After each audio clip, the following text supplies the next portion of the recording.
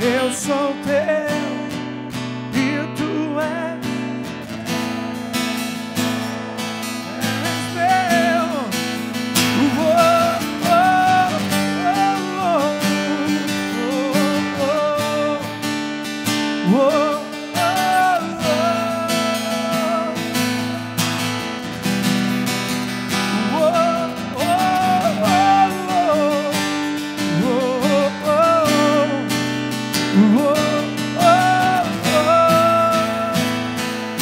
Levante as suas mãos para os céus e diga: minha dado a ti, Senhor, rendido a ti estou, e pra sempre cantarei.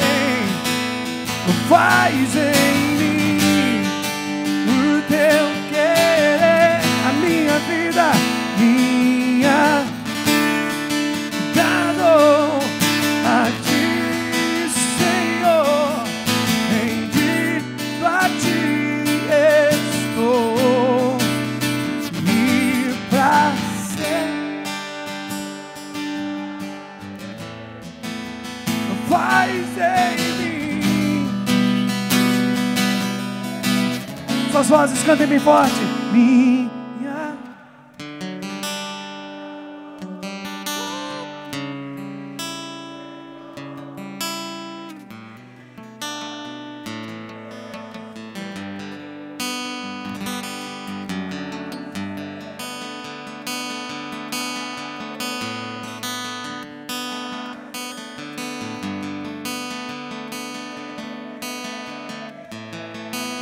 faz em mim, Senhor, o teu querer.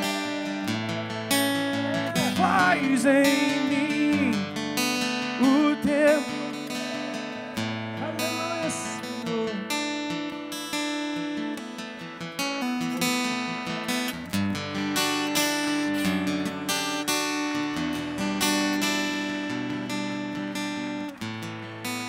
Continue adorando ao Senhor, continue adorando ao Senhor. Levante a sua voz e declare nesta tarde: mais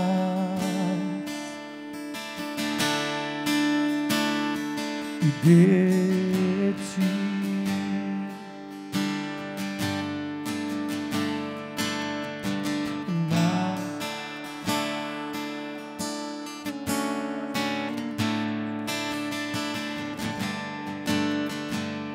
ti, Senhor, e menos de mim, e menos de mim, e menos de mim, Senhor, e menos de mim. Mais uma vez, declare: mais de ti, mais de ti.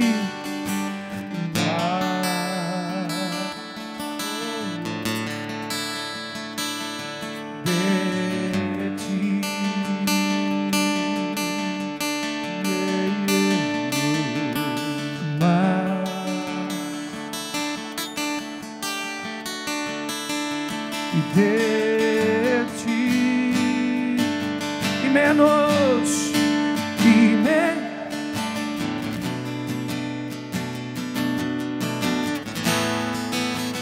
menos de mim, e menos de mim, Senhor, e menos. Solte a sua voz, cante bem forte, que Ele cresça, vamos! E que Ele cresça, eu diminua, Ele apareça, e eu me constranja com a sua glória e todo o seu amor, infinita humildade, servo de todos os irmãos, que Ele cresça,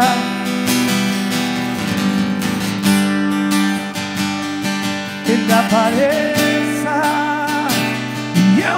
constranja com a sua glória e todo o seu amor. Infinita humildade, servo de todos. Levante as suas mãos, declare que Ele cresça e eu diminua,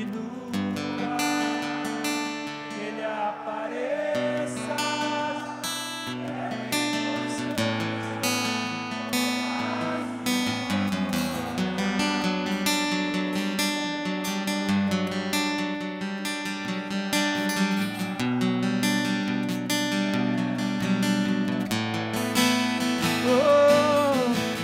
Mais de ti, mais de ti, mais de ti e menos de mim. Vamos, levante a sua voz e declare isso. Mais de ti, mais de ti, mais de ti e menos de mim. Declare bem forte. Mais de ti, mais de ti, mais de ti e menos. Levante a sua voz o mais alto que você conseguir, declare. Mais de ti, cante. Mais de ti, mais de ti e menos de mim. Suas vozes bem alto. Mais de ti. Oh! Mais alto, mais forte, vamos igreja, vamos! Mais de ti, mais de ti, mais de ti e menos de mim, que Ele cresça.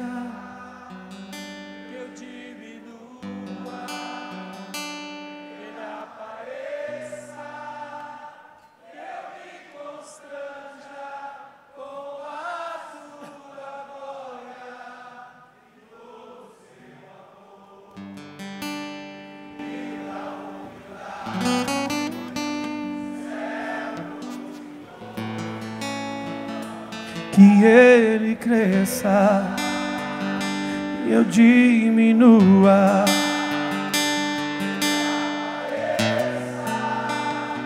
Eu me constranja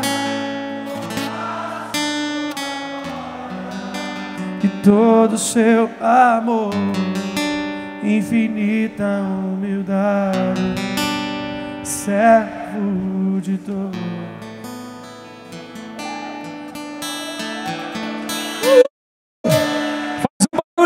Senhor, cadê a igreja Casa da Bênção? Faz um barulho. É pro Senhor. Quem pode dar um glória a Deus? Amém, amém, amém. Senta um instantinho. Senta um instantinho. Boa tarde, a paz do Senhor para todos os irmãos, para todas as irmãs. Amém.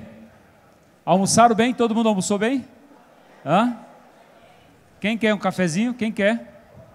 Daqui a pouquinho você vai ali, compra um cafezinho, toma, bem gostosinho, que agora nós vamos comer agora a sobremesa, né?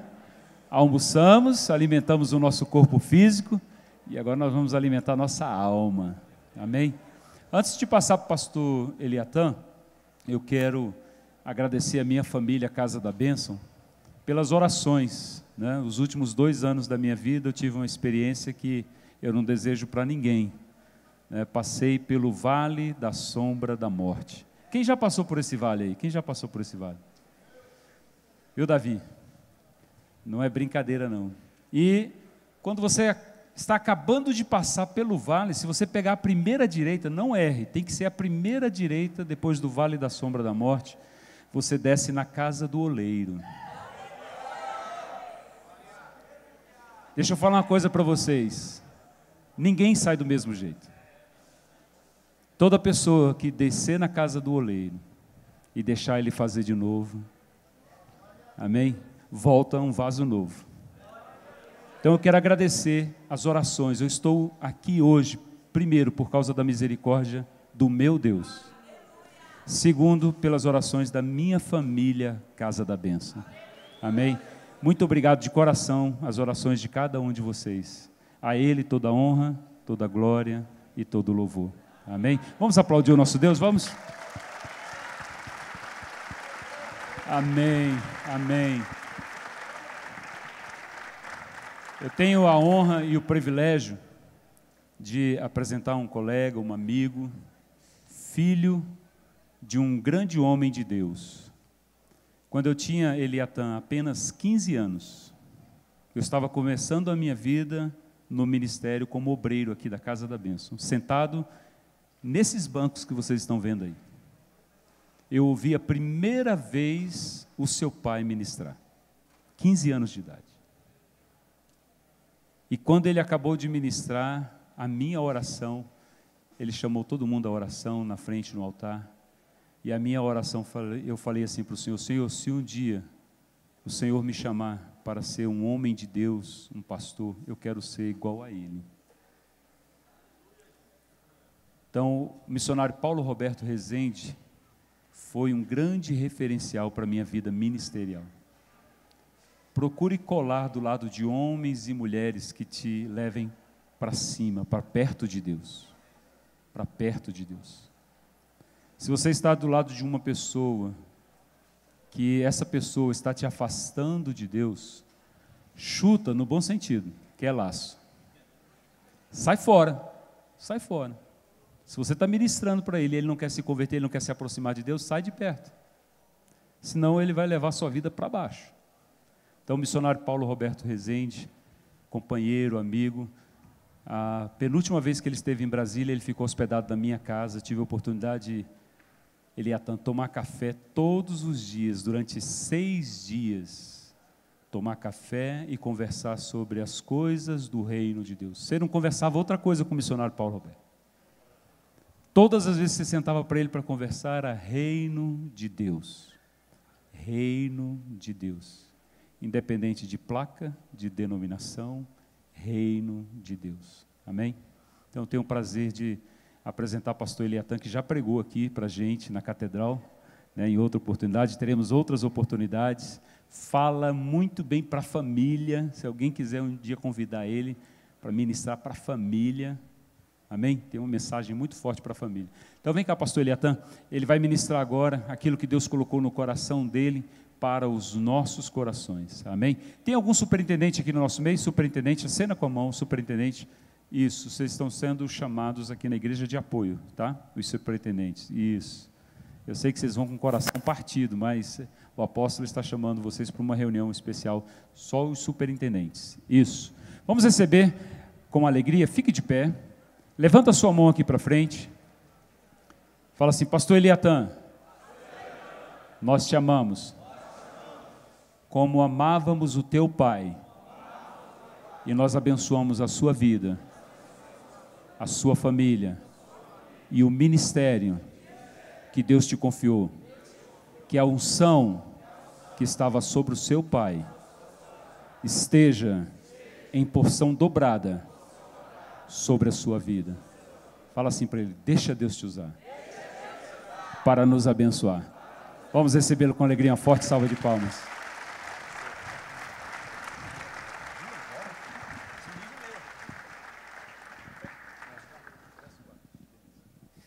Pode sentar, querido. Aleluia. Saúde, paz e prosperidade para todos vocês, eu desejo no meu coração, e que a graça do nosso bom Deus esteja sobre as nossas vidas. Amém, queridos? Amém, irmãos? Amém. Desafio, né, para vocês ficarem de tarde ouvindo, né? Porque depois do almoço, como diz lá no interior de Minas, dá uma lombeira, né? Até a gente, mas cuidado para você não cair, porque a Bíblia fala de um moço que caiu enquanto Paulo pregava e ele morreu, né? Só que eu não sou Paulo, irmãos, eu não tenho fé para orar para te ressuscitar, não. Então é bom você ficar acordado o tempo todo, né? A gente pode até orar, né? Mas vai que chegou o seu dia, então é melhor você ficar acordado para você não morrer enquanto eu ministro, né? Então não caia da cadeira, se o sono bater, levanta, né? Fica em pé, mas que o Senhor nos dê graça para que nós possamos estar atentos àquilo que o Senhor tem colocado no meu coração nessa tarde. Irmãos, irmãs, pastores, nós estamos hoje em liderança, então quero trabalhar essa questão de liderança, né, como ministros e ministras do Senhor. Abra sua Bíblia comigo no livro de Deuteronômio, capítulo 23. Eu vou ler um texto aqui, irmãos, que eu só vi uma pessoa uma vez ministrar nele, e eu vou procurar ser o mais delicado possível, porque o texto ele fala de algo que não é muito agradável, né? Capítulo 23 de Deuteronômio, os versículos de 12 a 14 do livro de Deuteronômio. Deuteronômio, capítulo 23, versos de 12 a 14. Quem encontrou e diga amém. Amém. Aleluia. Diz assim a palavra do Senhor: deverás prover um lugar fora do arraial para as tuas necessidades fisiológicas. Como parte do teu equipamento, tende também uma pá, e quando evacuares, faze um buraco e cobre totalmente as fezes, porquanto o Senhor teu Deus caminha pelo acampamento. Fale comigo: o Senhor teu Deus caminha pelo acampamento, a fim de te proteger e para entregar os teus inimigos em tuas mãos. Assim teu arraial deve ser santo. Fale, teu arraial deve ser santo, deve ser santo, para que Yahvé não contemple em ti algo de inconveniente e por isso te volte as costas. Pai, obrigado pela tua palavra, aplique ao nosso coração de acordo com o teu querer e a tua vontade, e ajude-nos a compreender o que o Senhor tem para nós nesta tarde, em nome de Jesus e para a glória do Senhor. Amém e amém. Queridos, como já foi dito algumas vezes aqui, eu sou filho do saudoso pastor Paulo Roberto, e a minha vida de filho do missionário Paulo Roberto, ela passa por algumas questões interessantes sobre o aspecto de que toda a nossa vida, papai sempre, e vou falar agora por mim, da minha experiência, meus irmãos que falem por eles, mas papai sempre procurou mostrar o ministério, ensinar acerca do ministério. O ministério para o meu pai nunca foi algo penoso, difícil, por mais complicada que fossem as situações ou as circunstâncias. Eu tive a oportunidade de fazer apenas uma viagem com o meu pai, no sentido de ser uma viagem missionária, e essa viagem missionária foi no último mês de agosto do ano passado. Nós fomos para o Amazonas. Eu saí do Amazonas com 7 anos de idade e voltei agora com 48. Então, 41 anos depois, eu voltei ao Amazonas, ali em Manaus e Itacoatiara, que foram as duas cidades que meu pai trabalhou no Amazonas. Isso sem contar, obviamente, a tribo dos índios, mas na tribo dos índios não tinha como nós irmos, porque o lugar onde eu nasci já não existe mais, os índios eram nômades, então o lugar é desconhecido. O lugar que essa tribo hoje ela existe ainda, está num lugar que fica pelo menos a 3 dias de caminhada do lugar onde ela era, da região onde ela era. Então nós não tivemos oportunidade de chegar lá, mas em Manaus e Itacoatiara nós fomos. E foi muito precioso para mim, porque por todos os lugares que nós passávamos, em cada uma dessas cidades, meu pai dizia: aqui, meu filho, aconteceu isso, isso, isso, aqui nós vivemos isso, isso, isso.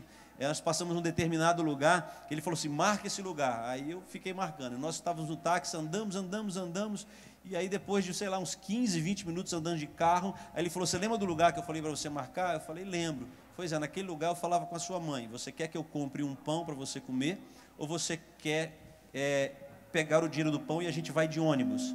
E a minha mãe falava com ele: não, a gente vai a pé para comprar o pão, para a gente ter alguma coisa para comer. Então, essas coisas foram marcando a nossa vida, a nossa caminhada. Um fato que meu pai me contava, que me lembra muito essa questão da caminhada cristã e do ministério, era que naquela época não tinha tanta facilidade como hoje, dos aplicativos, transferências bancárias, etc. Então, muitas vezes, a ordem de pagamento chegava pelo correio. E ele ia ao correio para ver se tinha alguma coisa, alguma ordem de pagamento que alguém, algum irmão, algum abençoado, sentiu de Deus de mandar para ele no Amazonas. Então as pessoas chegavam na fila, entregavam um papel e saíam com dinheiro. E ele fala que eu vi aquilo, eu tinha 4, 5 anos de idade, e eu chegava, pegava um papel, escrevia, rabiscava alguma coisa, dava para que ele pudesse chegar lá no caixa também e sair com algum dinheiro. Então essas coisas, essas dificuldades nunca foram impedimento para que a obra missionária caminhasse, para que a gente entendesse e compreendesse como família que, independente da situação, o mais importante era servir ao Senhor, e que o Senhor, a seu tempo, faria o que precisaria ser feito. Se o Senhor fizesse, como diz a minha sobrinha fez uma versão nova dessa música, Se Deus Fizer, Ele é Deus, né? A minha sobrinha canta, se Deus quiser, Ele é Deus, se não quiser, Ele também é Deus, né? Então, Deus querendo ou não querendo, Ele vai continuar sendo Deus, Ele vai fazer a obra dEle. Então nós crescemos em meio a isso. Então a minha vida foi de igreja em igreja, de campo missionário em campo missionário, e eu me lembro de algumas coisas muito interessantes que nós vivíamos naquela época e que tinha uma conotação que passava por esse campo de santidade. E quando nós falamos de santidade, especialmente naquela época, santidade era muito associada ao estereótipo, aquilo que as pessoas mostravam por fora, o que elas vestiam. Então a santidade muitas vezes era associada ao tipo de roupa que as pessoas vestiam. Então aos homens naquela época, né, nós não tínhamos tanta diversidade como nós temos hoje, mas os homens normalmente cristãos, eles vestiam, né, um terno, né, normalmente xadrez, né, com uma camisa por baixo listrada, ficava aquela combinação maravilhosa de xadrez com listrado, com bolinha, enfim, né? A calça era uma calça de tergal, né, que brilhava quando na luz do sol, né, e esquentava na mesma proporção, né? Eu lembro que a gente usava isso, né? Minha mãe fez para mim um terno de tergal. Eu tinha mais ou menos uns 6 anos de idade e cantava, todo culto cantava, era os 100 ovelhas de Osés de Paulo, aquele terninho de tergal. Então era esse tipo de coisa que a gente vestia. A gravata era uma gravata bem sensível, né? Mais ou menos parecia um guardanapo assim na parte de baixo, né? Era enorme, mas as pessoas vestiam aquilo e ficavam felizes. Era o estereótipo do crente. Os homens passavam por aí, né? As mulheres já tinham uma outra forma de enxergar, né? Ou de viver esse estereótipo, né? As saias bem compridas, né? Ou os vestidos longos, bem compridos, né? Não podia ser perto do joelho, nem perto do joelho podia ser, tinha que ser lá embaixo mesmo, né? Quando usavam saias, camisas de manga comprida, e a grande maioria das irmãs, né, faziam parte de um círculo de oração, né? Vocês se lembram, né? O pessoal dessa época aí sabe do que eu estou falando, né? Então aquele coque assim, né, era o círculo, né? As irmãs do círculo de oração. Quando soltava, os cabelos, né, desciam abaixo das cinturas. Eu lembro muito bem da minha mãe contar que uma vez ela pediu para o meu pai para ela aparar as pontas do cabelo, e o meu pai disse assim, se você aparar as pontas do cabelo, eu largo você, porque mulher não pode cortar cabelo. E era esse o padrão, queridos, que se vivia naquela época. Então, você vê, por exemplo, o padrão naquela época se chamava de pintura, né? As irmãs aí que são, né, dessa época sabem disso, é pintura. Então não pode, as mulheres de Deus, as mulheres não podem usar pintura. Então, que esse negócio de batom não existe. Isso era chamado de vaidade. Quando chegava naquela época uma pessoa de fora da igreja que estava com um batom, muitas vezes aquela pessoa que entrava na igreja era taxada que estava com o espírito de Jezabel, porque ela estava usando um batom, né? um rouge, sei lá, esse negócio que passa na bochecha, é rouge, né? Para ficar mais vermelho, né? Blush, né? Ainda bem que eu não sei disso, né? Blush, ainda bem que eu não sei disso, esse negócio é para mulher mesmo, né? Mas essas coisas, queridos, eram o estereótipo do crente e, de certa forma, de santidade.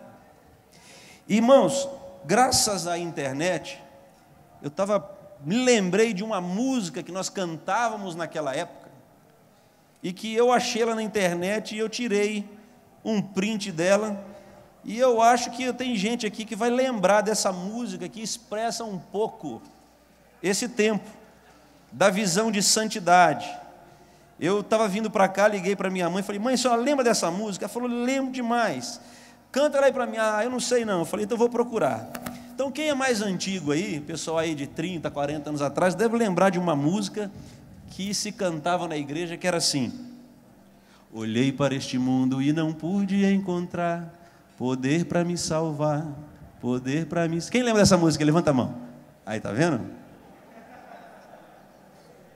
As minhas próprias obras só vieram me acusar, por isso é bem melhor assim cantar. Aí vem: olhei para o cinema e não pude encontrar poder para me salvar, poder para me salvar. Os filmes de cinema lá no céu não vai entrar, por isso é bem melhor assim cantar. Mundo de tristeza, mundo de horror, mundo sem valor, mundo de amargura, mundo sedutor, mundo enganador.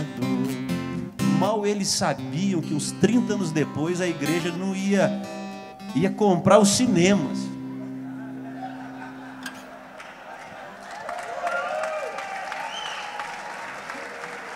Já parou a pensar nisso?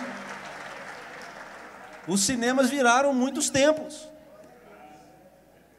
Não só a questão do lugar, queridos, mas às vezes o próprio templo, às vezes até em forma didática, forma de ministrar alguma coisa, tirar princípios, valores. Alguns filmes foram exibidos dentro da igreja, né? Esse tempo agora tem uns 2 meses, meu pai ainda estava internado. Nós saímos um dia da visita, eu, meu irmão e o pastor Argeu, né, que muitos eu creio que conhecem, que andava muito com o papai, intercessor dele. Nós saímos e fomos ao cinema assistir o filme do apóstolo Paulo, né?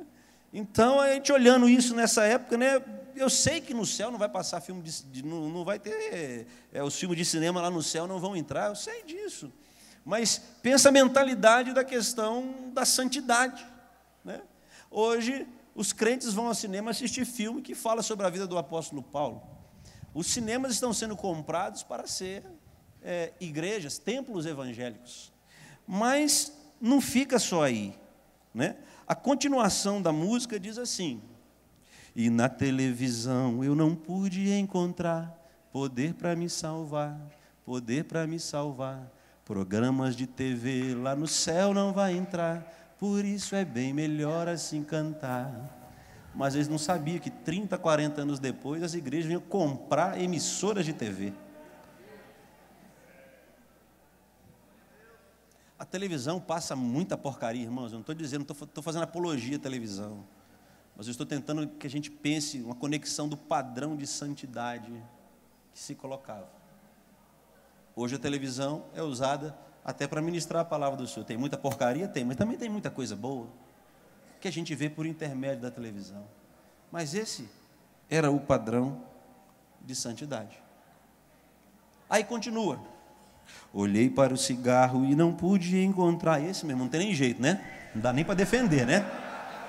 Pelo amor de Deus. O que o pastor vai defender aí agora? Ele defendeu o cinema, a televisão. O cigarro não, esse não, né? Olhei para o cigarro e não pude encontrar poder para me salvar, poder para me salvar. Só que ela fala uma coisa interessante aqui: os crentes viciados lá no céu não vão entrar. Naquela época tinha e hoje ainda tem crente viciado.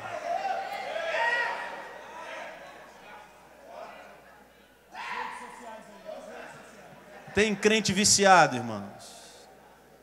Viciado em cigarro, viciado em bebida, viciado em pornografia, viciado em rede social, viciado em muita coisa. De toda a música, essa aqui eu acho que é a única que eu topei, assim, a coisa bateu, né? Porque crente viciado lá no céu não vai entrar, por isso é bem melhor assim cantar. Mundo de tristeza, mundo de horror, mundo sem valor, mundo de amargura, mundo sedutor, mundo enganador. E aí, irmãos, ela entra numa outra coisa, que agora vai pegar para as mulheres. A música, ela cantava assim: olhei para a mini saia e não pude encontrar poder para me salvar, poder para me salvar. Mulher de saia curta lá no céu não vai entrar, por isso é bem melhor assim cantar.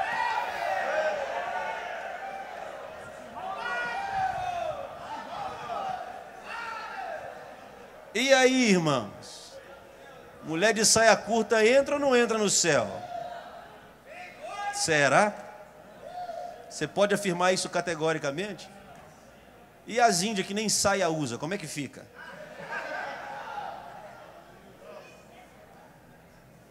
Perceba, vocês estão alcançando o que eu estou querendo compartilhar com os irmãos? Que nós estabelecemos padrões de santidade.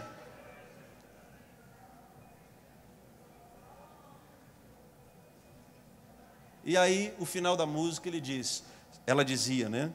Chamava Débora essa cantora. Só em Jesus Cristo é que pude encontrar poder para me salvar, poder para me salvar. Pega a tua Bíblia e vai anunciar que Cristo é quem nos manda assim cantar.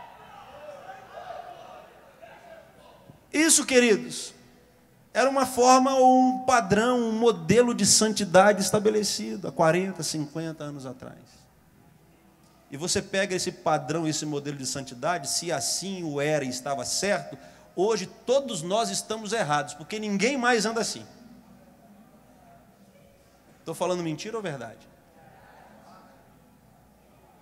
Hoje já parece um homem com um terno xadrez, uma camisa listrada, uma gravata de bolinha, pode até aparecer, mas vai dizer que ele é fashion. É estiloso, né? Para dar essa desculpa, mas na maioria das vezes não é assim que acontece. Infelizmente ou felizmente, sei lá, mas eu acho que é mais infelizmente, a gente foi para um outro extremo dos nossos dias. Porque naquela época, pelo menos, o crente ele tinha um estereótipo, ele era conhecido pelo que vestia. Hoje não dá para saber se é crente, se é mundano, se é servo, se não é. É todo mundo a mesma coisa. Porque a gente foi para um outro extremo. Tem um pastor, colega meu, faleceu uns 5 anos atrás, pastor Ademar. Ele falou assim, estou doido para colocar ar-condicionado na igreja. Eu falei, por quê? Você quer dar uma comodidade melhor para os irmãos? Ele falou, não, porque principalmente em dia de casamento eu quero colocar ele com 10, com 5 graus, para que aquelas mulheres que vão pelada no casamento sinta frio e perceba que está faltando roupa nelas. Ele falava isso comigo. Eu falei, pastor Ademar, você é muito doido. Ele falou, sou. E aí ele colocou o ar-condicionado. E aí ele falava que a alegria dele era ver as mulheres pedindo para levantar de 15 graus, que é o mínimo que dava, para 20, 25. E ele falava com ela assim, não, vai vestir roupa, minha filha. Vai vestir roupa, é melhor. Hoje nós fomos para o outro lado. Minissaia, que era um sinônimo de uma mulher que não convertia o Senhor, hoje ela está espalhada nas mulheres das igrejas, nas moças. Às vezes até coloca um vestido que tampa toda a frente, mas quando vira de costas, atrás está tudo pelado. Ou é o contrário, atrás está tampado e a frente é um decote. Isso quando uma coisa não está tão apertada, que é como aquele versículo bíblico, que divide juntas e medulas.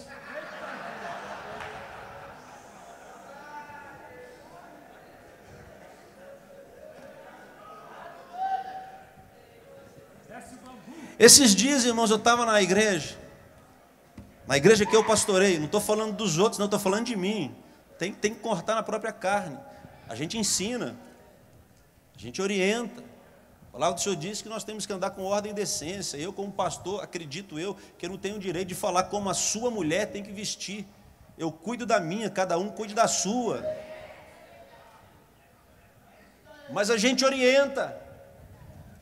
E entrou uma moça na igreja, essa menina cresceu na igreja, entrou na igreja, e ela estava com uma calça, irmão, mas tão apertada, que eu falei, não é possível que essa moça conseguiu entrar aí dentro. E o pior não foi isso.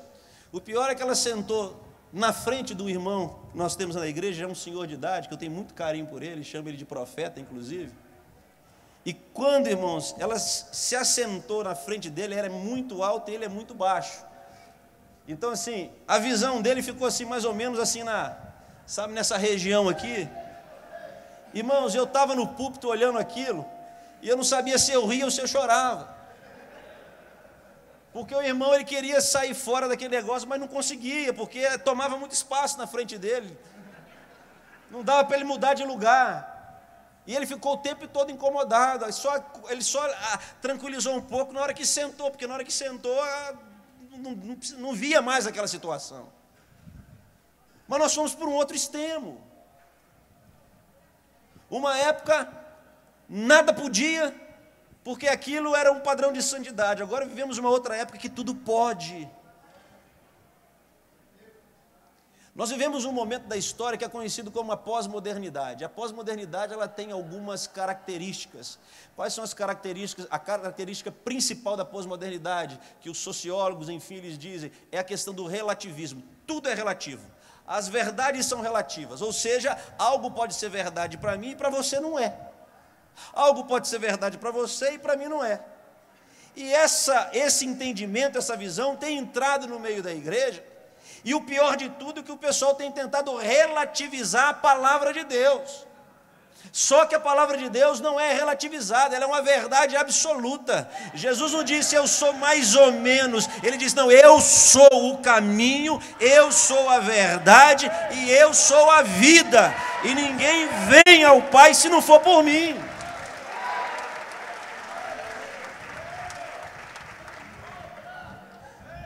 É comum a gente ouvir no meio da igreja as pessoas dizerem assim, ó, irmão, deixa eu dizer uma coisa, tem coisa que é pecado para você, mas não é pecado para mim. Como? Pecado é pecado, irmãos. Tem um pastor que eu gosto muito de ouvir, ele mora em Belo Horizonte, pastor Zezinho. Ele é filho do falecido pastor José Rego do Nascimento, fundador da Igreja Batista da Lagoinha, um dos homens que usados por Deus para trazer o avivamento para o Brasil, junto com outros. E o pastor Zezinho, ele numa ministração dele, falou assim, tem gente que tem tanta intimidade com o pecado, que ele nem chama mais o pecado de pecado, ele chama o pecado de PP. Ele põe apelido no pecado. É meu PP. Trata o seu pecado com carinho, trata o seu pecado com amor. E depois que ele falou do PP, eu falei, rapaz, esse negócio tem um troço que ainda vai mais longe, tem gente que tem pecado de estimação. Como tem o seu poodle, Yorkshire, o seu cão de estimação. Tem pessoas que nessa época onde tudo pode, abre aspas, obviamente dizendo, as pessoas cultivam pecados de estimação. Fala, Deus. Os templos, queridos, antigamente pelo menos via um homem andando no meio da rua com um paletó xadrez, uma calça boca de sino, varrendo a rua, uma rapadura, como era chamada, debaixo do braço. Todo mundo olhava e falava, ali vai um crente. Mas hoje olha e fala, ali vai um. É espírita, é crente, é o quê?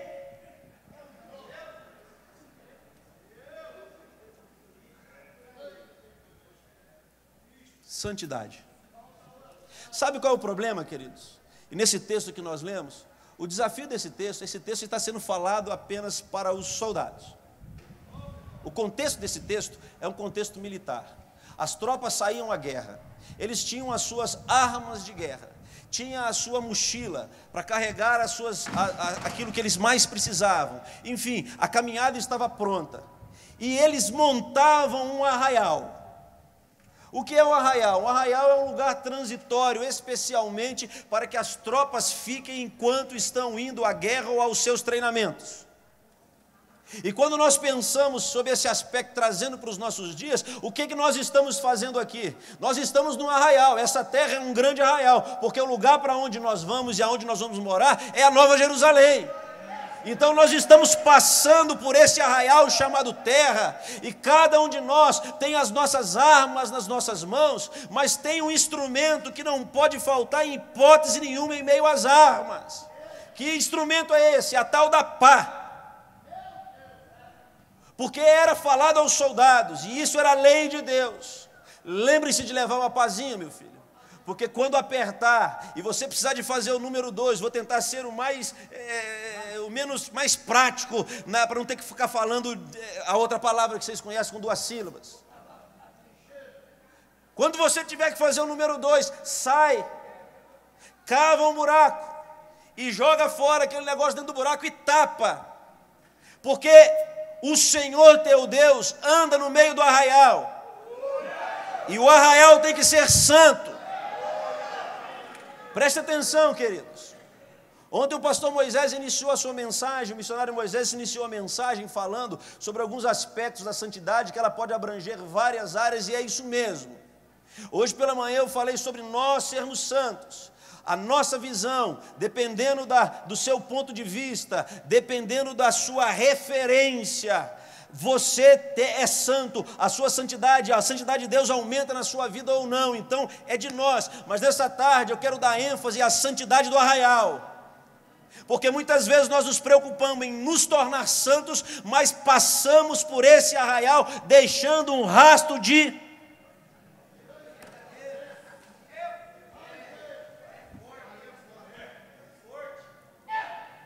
E não é só apenas nós que devemos ser santos, mas o arraial, e aqui eu estou falando para soldados que estão à frente de batalhões nas suas cidades, nas suas casas, nos seus estados, nas suas superintendências, e cada um daqueles que você cuida, guarda, nós precisamos andar de uma forma que o arraial que nós estamos tomando conta seja santo, porque Deus está no meio dele.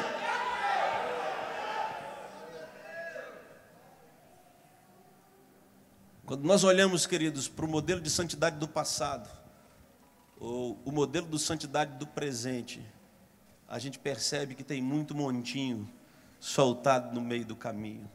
E aí nós vamos entender por que Deus se afastou de muitos lugares e não quer mais se revelar ou se manifestar, porque Deus é um Deus santo, Deus é um Deus puro, Deus é um Deus limpo e não se manifesta em meio à imundícia. Eu quero que você abra sua Bíblia comigo na primeira carta de Paulo aos Coríntios, capítulo 5.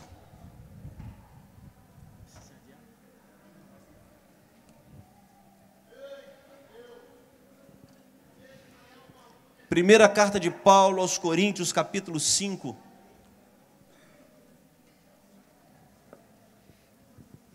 A igreja de Corinto, queridos, é uma igreja que, se nós formos olhar de uma forma superficial ou apenas sobre um aspecto da sua existência, é uma igreja que talvez todos os pastores gostariam de ter. Porque logo no capítulo 1, a palavra do Senhor diz acerca do apóstolo Paulo, dizendo assim: olha, eu fico impressionado com essa igreja de Corinto, porque nenhum dom vos falta. Era uma igreja, queridos, que possuíam homens e mulheres que tinham todos os dons necessários para que uma igreja crescesse, se fortalecesse e fizesse a obra do Senhor na terra. Então perceba que, se nós formos traçar um paralelo de santidade baseado nos dons espirituais, nós também podemos quebrar a cara. Porque não quer dizer que alguém que possua dom espiritual esteja vivendo em santidade. Ele pode até ter um dom espiritual, mas está chafurdando a sua vida na lama. Obviamente que o dom vai amortecer, o dom vai ficar mirrado, mas está lá. A igreja de Corinto é essa igreja que possui todos os dons, mas há uma chamada de atenção, e Paulo escreve para colocar algumas coisas em ordem na igreja de Corinto, e no capítulo 5, ele fala a partir do versículo 1 a seguinte palavra: de toda parte se ouvem comentários que há o que entre vós? Que há o que entre vós? Fornicação, em outras traduções, impureza. Em outras palavras, retornando à condição do paralelo de Deuteronômio, Paulo está dizendo: eu tenho ouvido dizer que entre vocês tem muita gente fazendo coisa e não tem enterrado. Está deixando exposta, está deixando as pessoas verem, sentirem o fedor, e muitos, quem sabe, até pisam. E uma espécie de moralidade que não se observa nem mesmo entre os pagãos. Queridos, nós estamos vivendo um tempo que não tem sido raro, não tem sido difícil encontrar gente fora do ambiente eclesiástico, fora do ambiente chamado cristão, que tem muito mais caráter do que pessoas que estão dentro das igrejas. Não é difícil você encontrar gente que não confessou Jesus como Senhor e Salvador da sua vida, mas que nunca deu um cheque sem fundo, mas que tratou e cumpriu. E tem sido muito comum ter encontrado dentro das igrejas pessoas que estão com seus nomes sujos no SPC porque compram mais do que tem condição de pagar. Como eu ouvi um pastor amigo meu dizer, compra o que não precisa, para mostrar para quem não gosta, para pagar com o que não tem. Compra o que não precisa, para mostrar para quem não gosta, para pagar com o que não tem. Mas estão dentro das igrejas e batem no peito: eu sou salvo, eu sou do Senhor Jesus Cristo. Põe o dedo condenando o católico, o espírita. Mas o católico, o espírita até não vai para o céu, mas aqui na terra ele está agindo melhor do que aquele que acha que vai para o céu. Porque pelo menos ele compra e paga, não dá cheque sem fundo. Quando ele diz que vai, ele vai. Quando ele diz que não vai, ele não vai, porque tem palavra. E é isso que Paulo está dizendo. Está cheio de número 2 no meio da igreja de vocês.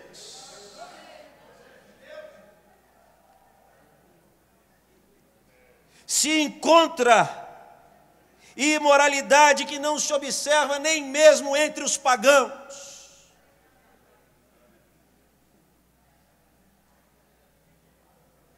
Você anda ainda muito nesses interiores, ainda consegue encontrar gente que tem um sentido, um sentimento de família, de fidelidade à esposa, ao esposo, aos filhos, aos pais, que muitas vezes você olha dentro da igreja, eu tenho muito cuidado de falar igreja, porque a igreja de Jesus ela é perfeita, ela é santa, irrepreensível, imaculada. Então não é igreja no meio do povo chamado povo de Deus, que princípios que têm se perdido ao longo da jornada e tem permitido que aquilo que sai de nós, que deveria ser enterrado, está exposto e contaminando todo o povo de Deus.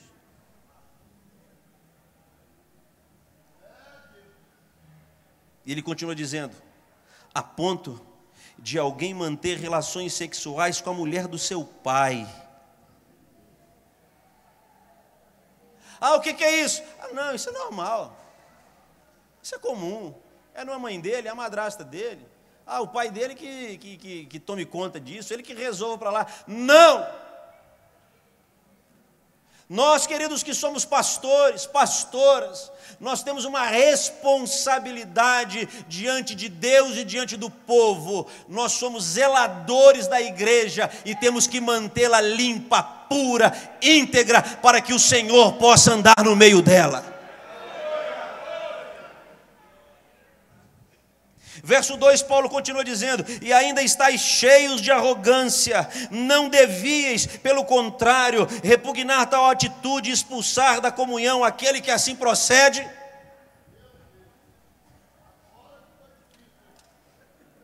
Mas tem mais na igreja de Corinto. Essa igreja cheia dos dons, cheia do poder de Deus.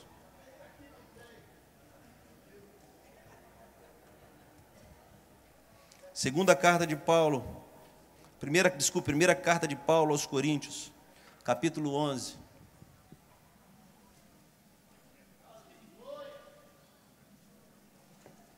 Um texto bem conhecido, principalmente a partir do versículo 23. Porque ele fala da ceia do Senhor. Mas a partir do verso 17, Paulo diz aos Coríntios, 1 Coríntios 11, 17: apesar de tudo, não vos elogiarei, quanto à instrução que passo a vos dar agora, porquanto as vossas reuniões produzem mal e não bem. Em primeiro lugar, porque ouço dizer que há divisões entre vós, quando vos reunis como igreja. E até certo ponto acredito que isso esteja ocorrendo. Todavia se faz necessário que haja divergência entre vós, para que os aprovados se tornem conhecidos em vosso meio. Pois quando vos reunis como igreja, não é para comer a ceia do Senhor. Então entenda que uma igreja se reúne para celebrar a ceia do Senhor. Fazem os convites, trazem o pão, trazem o vinho, trazem tudo aquilo que fazia parte da ceia do Senhor. E nós sabemos muito bem que a ceia do Senhor naquele tempo era diferente da dos nossos dias. Não era apenas um cálicezinho de vinho e um pedacinho de pão. Como diz um pastor da igreja, às vezes o pão é tão pequeno que não tapa nem o buraco do dente do irmão que não está obturado. Mas se comia com vontade. partia-se o pão.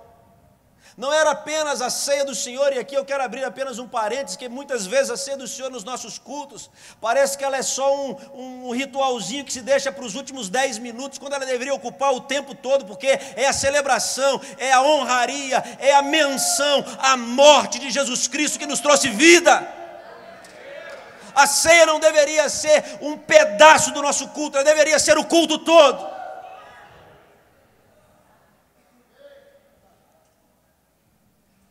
Mas eu não vou vos elogiar, porque o que tem entre vocês é divisão.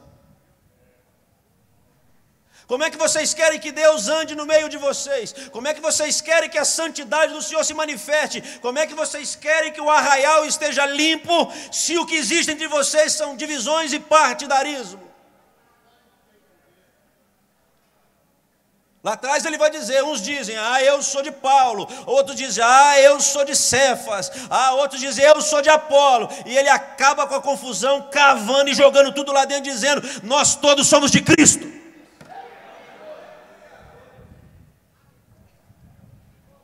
Um plantou, o outro regou, mas quem deu o crescimento foi Cristo Jesus. Sabe o que Paulo estava fazendo, queridos? Cavando o buraco e jogando a porcaria lá dentro.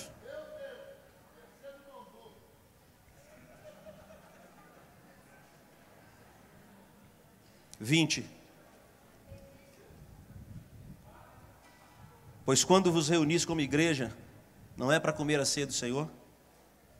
Porque quando comeis, cada um toma antes a sua própria ceia, sem esperar uns pelos outros. Egoísmo. Precipitação. Lá em Minas, principalmente da roça, quem é mineiro sabe disso. Diz o seguinte, farinha pouca, meu pirão primeiro.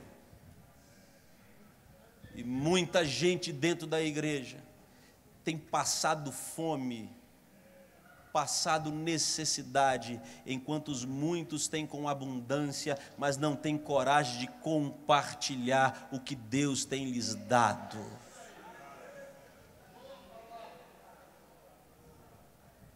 Porque quando comeis, cada um toma antes a sua própria ceia, sem esperar uns pelos outros. E dessa maneira, enquanto um fica com fome, outro enche a cara, fica tonto, fica bicudo e fica falando de um jeito que não devia. Se embriaga.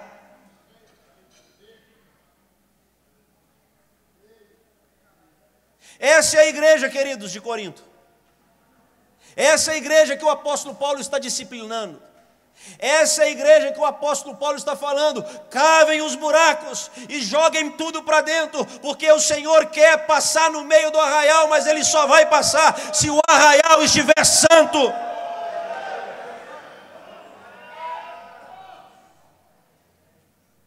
Será que não tendes casas onde podeis comer? Ou de fato desprezais a igreja de Deus, humilhando os que nada possuem? Igreja das preferências. Se tem dinheiro, assenta nas primeiras cadeiras. Se não tem, fica aí para trás mesmo.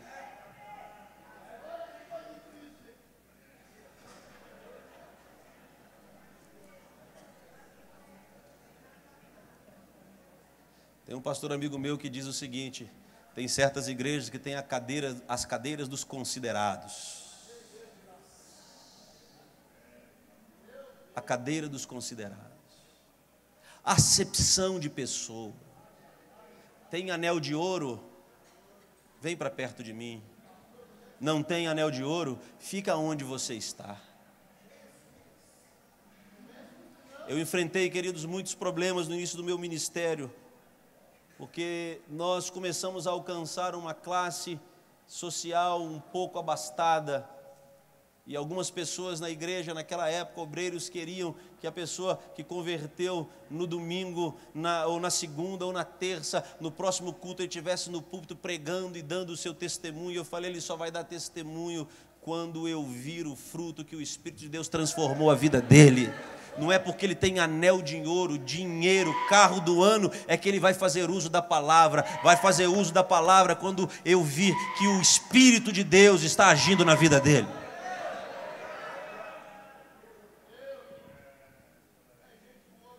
Vocês não têm casa onde comer, ou de fato desprezais a igreja de Deus, humilhando os que nada possuem? Que direi? Acaso vos elogiarei por isso? Certamente não vos elogio por essas atitudes. O que Paulo estava dizendo é que aquela igreja estava precisando de pá para enterrar as suas porcarias.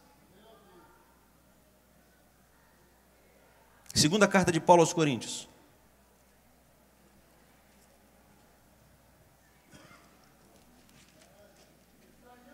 Capítulo 10.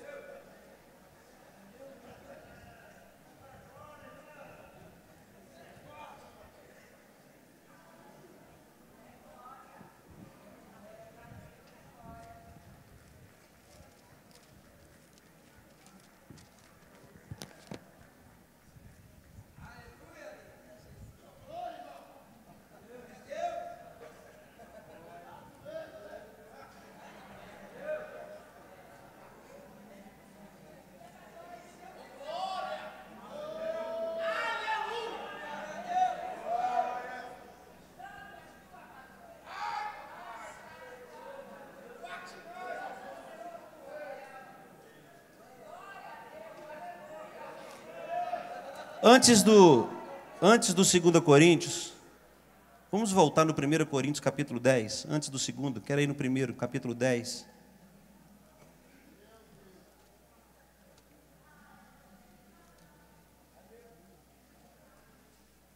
Primeira Coríntios capítulo 10.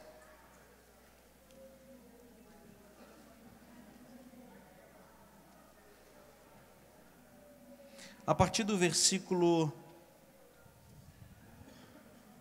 19, quem encontrou, diga amém. Paulo escreve aos Coríntios, capítulo 10, versículo 19 a seguir, diz assim: sendo assim, o que estou querendo dizer?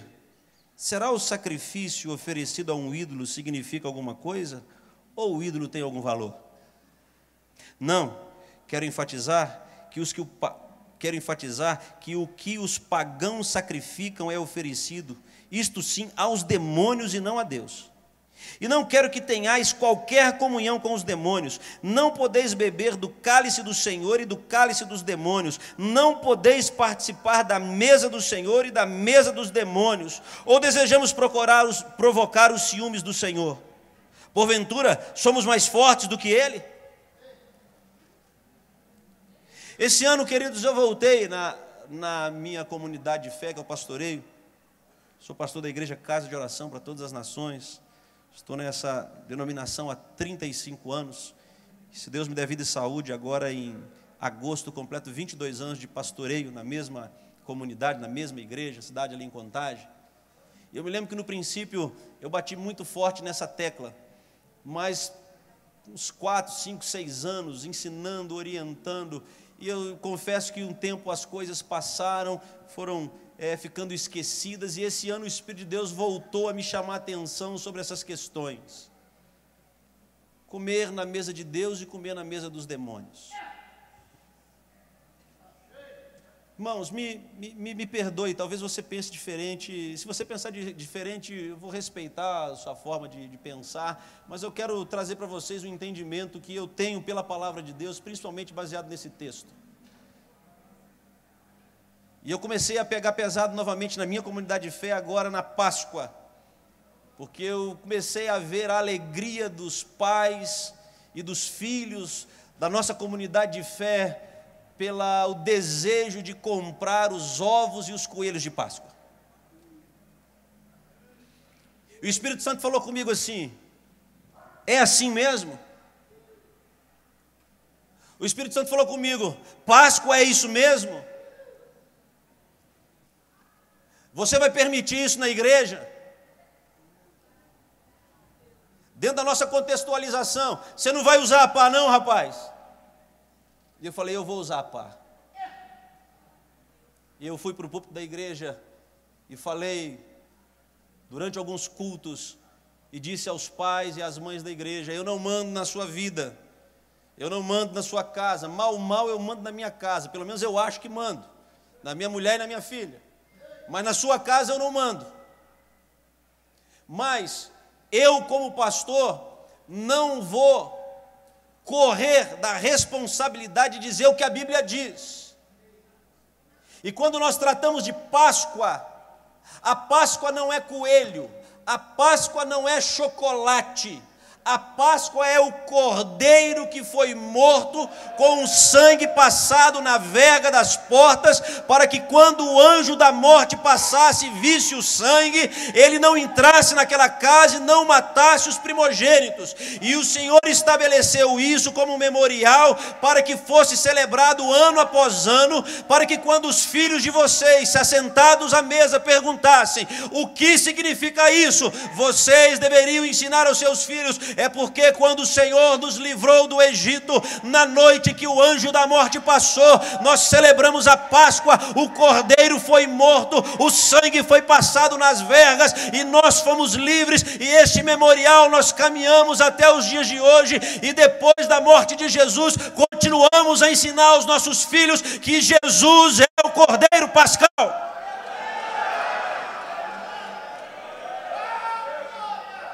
E aí eu falei: se você não fizer isso, você está comendo na mesa dos demônios, porque coelho e ovo é idolatria, é paganismo que entrou na igreja.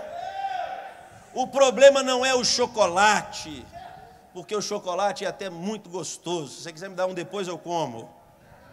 O problema é o demonismo que entrou para transformar a santidade, a pureza da Páscoa no número 2, do coelho e do ovo, que os demônios trouxeram, e as igrejas estão assumindo como se fosse a coisa mais normal do mundo.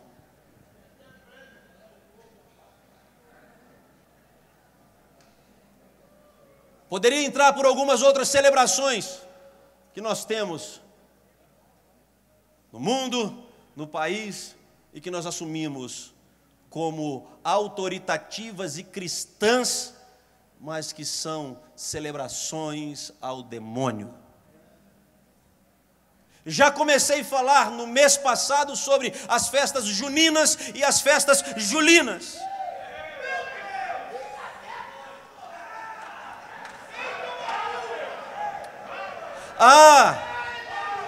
Isso é cultural. E nós precisamos nos envolver com a cultura, não podemos mudar a cultura de um país. É uma cultura idólatra, é uma cultura demoníaca, porque as festas juninas são uma celebração à idolatria de Santo Antônio, São Pedro e São João. E eu não me dobro diante de Santo Antônio, de São Pedro e São João, eu só me dobro diante do Senhor Jesus Cristo.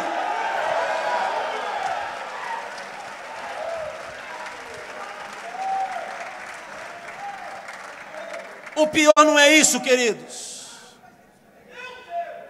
Se os pais apenas permitissem que os seus filhos fossem às festas juninas para dançar as quadrilhas, seria menos mal. Mas infelizmente eu fui participar de uma conferência de jovens, aonde eles dançaram a quadrilha dentro da igreja.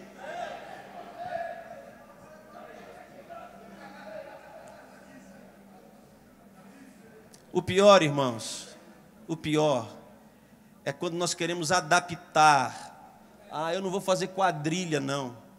Eu não sei como é na sua igreja, mas eu estou falando dessa que eu fui participar. Não é quadrilha, não, é uma festa country. Eu não tenho nada contra isso, não, mas entenda, eu já fiz festa country lá na nossa comunidade de fé. Já fiz festa da roça, esses negócios, já fiz. Mas eu não dancei quadrilha. Eu não dancei o carimbó, eu não dancei nada disso.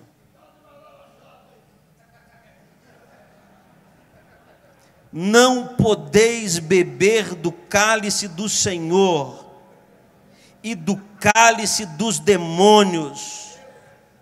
Não podeis participar da mesa do Senhor e da mesa dos demônios. Ou desejamos provocar os ciúmes do Senhor? Paulo está perguntando. Porventura, somos mais fortes que ele? Paulo está perguntando para a igreja de Corinto: vocês querem medir forças com o Senhor? Vocês querem convencer o Senhor de que o que vocês estão fazendo está certo? Vocês querem convencer que as ações de vocês realmente aproximam o Senhor, permitem que o Senhor ande pelo meio do arraial enquanto está cheio de...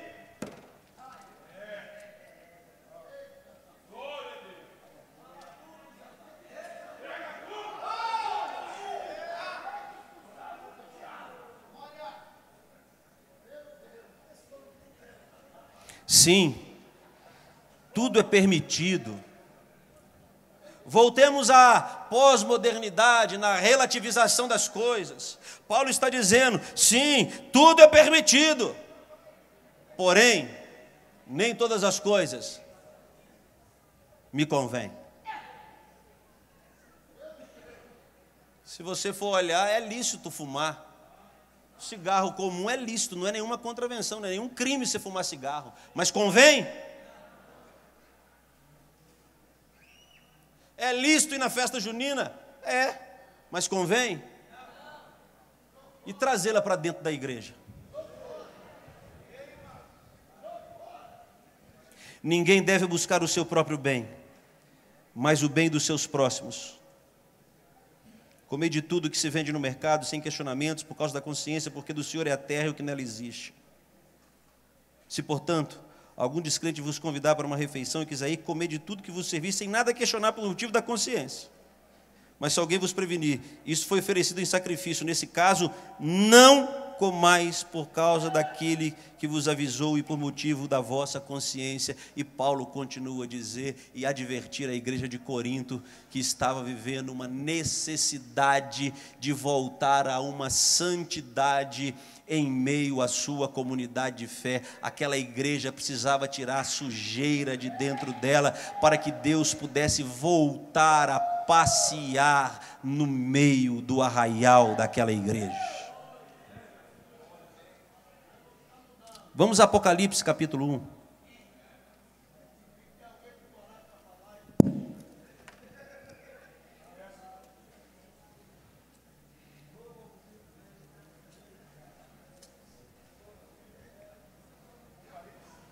Apocalipse capítulo 1.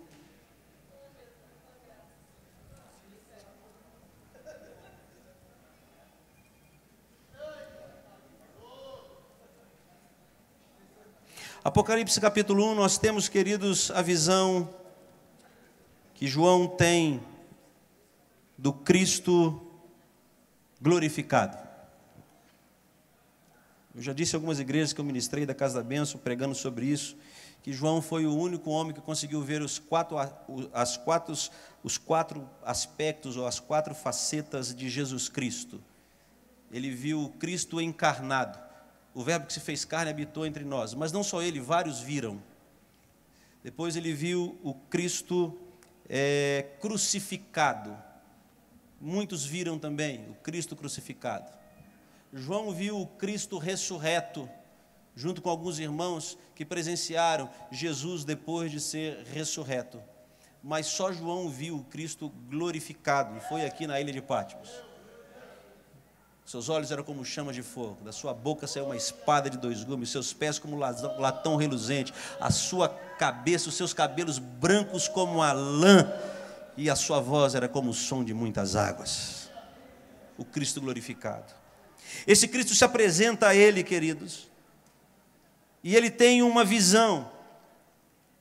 E a visão que João tem, queridos, aqui a partir do versículo para nós ganharmos tempo, versículo 4, João, as 7 igrejas que estão na província da Ásia, graça e paz a vós outros, da parte daquele que é, que era e que há de vir, e da parte do sétuplo Espírito que o assiste diante do seu trono, e de Jesus Cristo, que é a testemunha fiel, o primogênito dentre os mortos, o soberano dos reis da terra, que nos ama e mediante ao seu sangue nos libertou a todos os nossos pecados e nos constituiu reino e sacerdotes para servir a Deus, seu Pai.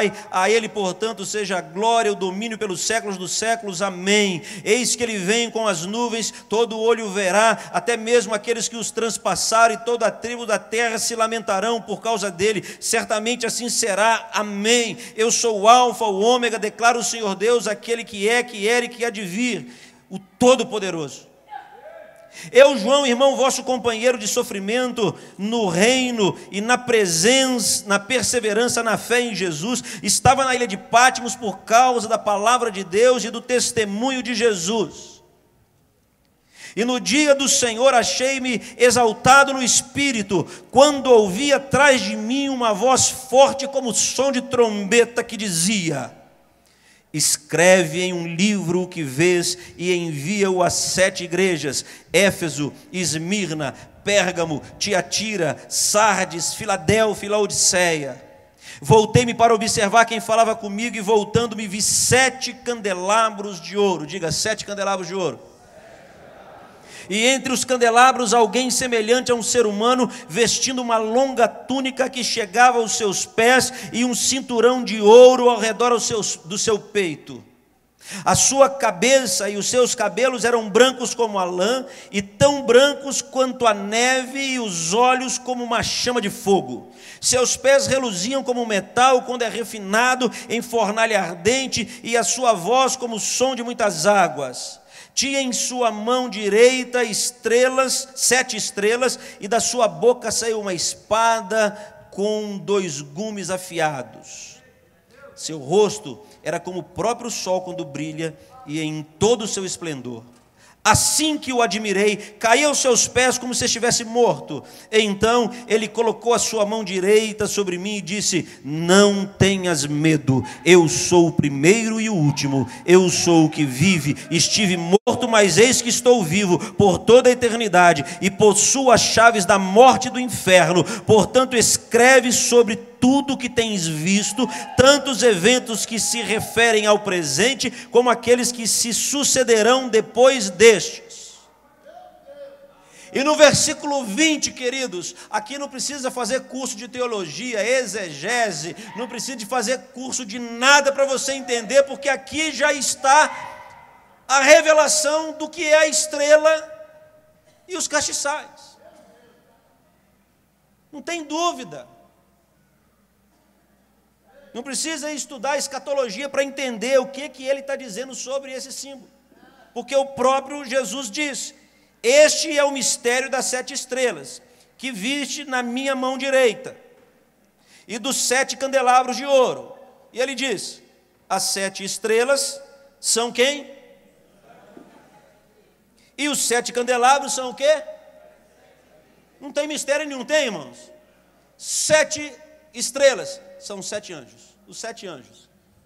Há uma discussão teológica se isso era o pastor da igreja ou se era um anjo. Eu acredito, eu creio que são os pastores, que Deus colocou ali.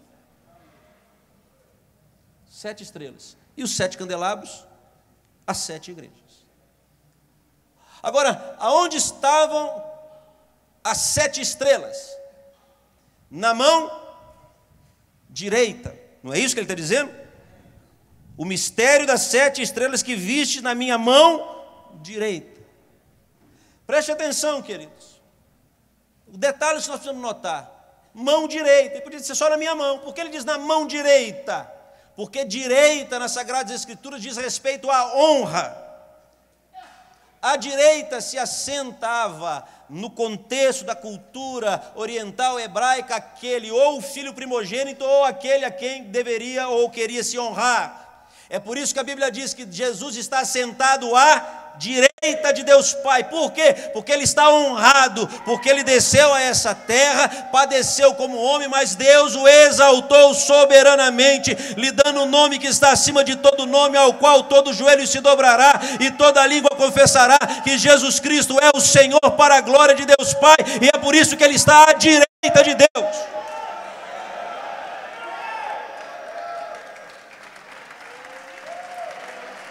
Direita é honra.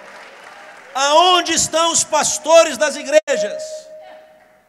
Sendo honrados por Jesus. Agora ele coloca pastores nas suas mãos, na sua mão direita para honrá-los. E o que esses pastores fazem? Pelo menos deveriam fazer: manter o arraial limpo. Meu irmão, eu quero dizer profeticamente que todos nós, pastores e pastoras que estamos aqui nessa tarde, estamos na mão direita do Senhor Jesus, o Deus Todo-Poderoso, e compete a nós mantermos o nosso arraial limpo.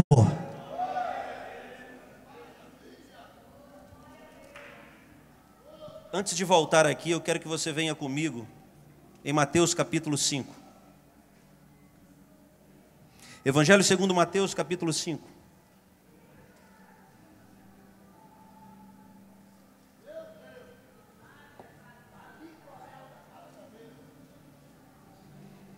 Mateus capítulo 5, a partir do versículo 29. Estou caminhando para a última parte. Tem 1 hora que nós estamos falando aqui. Eu não sei para você, mas para mim está passando rápido. Quem encontrou? Mateus capítulo 5, versículo 29. Amém? Diz amém. Amém. Se o teu olho o quê? Se o teu olho o quê? Se o teu olho direito te leva a pecar, faz o quê? Arranca e lança-o para fora de ti, pois te é mais proveitoso perder um dos teus membros do que todo o teu corpo ser lançado no inferno. Se a tua mão o quê? Se a tua mão o quê? Direita te faz pecar, corta e atira para longe de ti, pois te é melhor que um dos teus membros se perca do que todo o teu corpo seja lançado no inferno.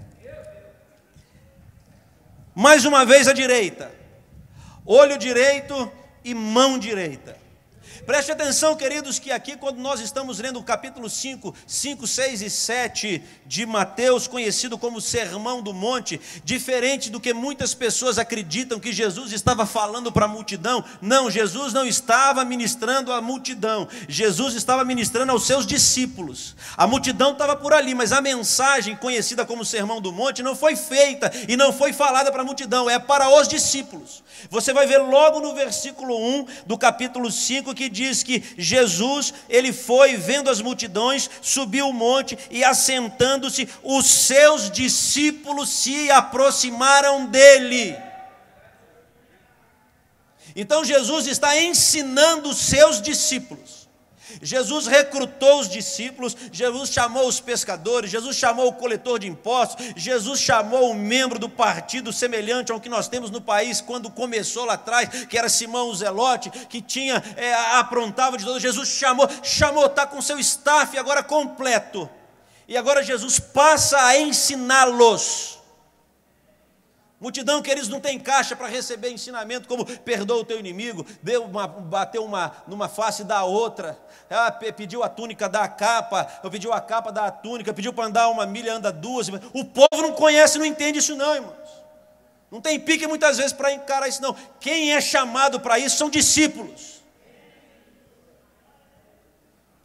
Se você não consegue viver o que a palavra do Senhor diz, queridos, especialmente nesse texto, e eu costumo dizer que se chegasse uma perseguição sobre a nossa nação e pedissem, falassem se você tem direito a ter só uma parte, uma porção das Sagradas Escrituras, eu pediria para ficar com Mateus 5, 6 e 7, que para mim ele é o extrato do Evangelho. A essência. É o evangelho concentrado. Isso está sendo dito para quem? Para os discípulos. No início da sua jornada, Jesus os está preparando e está dizendo para eles: qualquer visão que você tenha que não honre o reino de Deus, arranca e joga fora.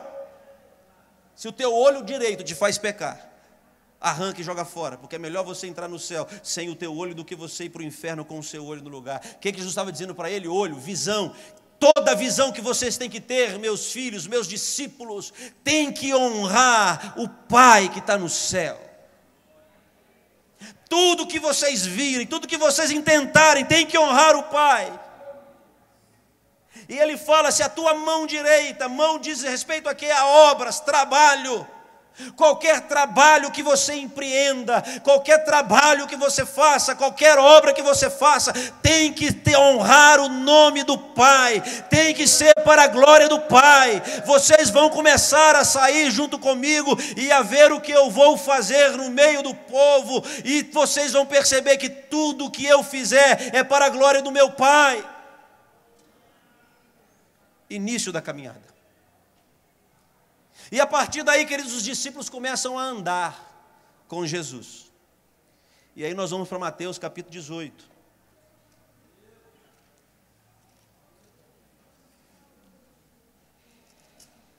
Mateus capítulo 18.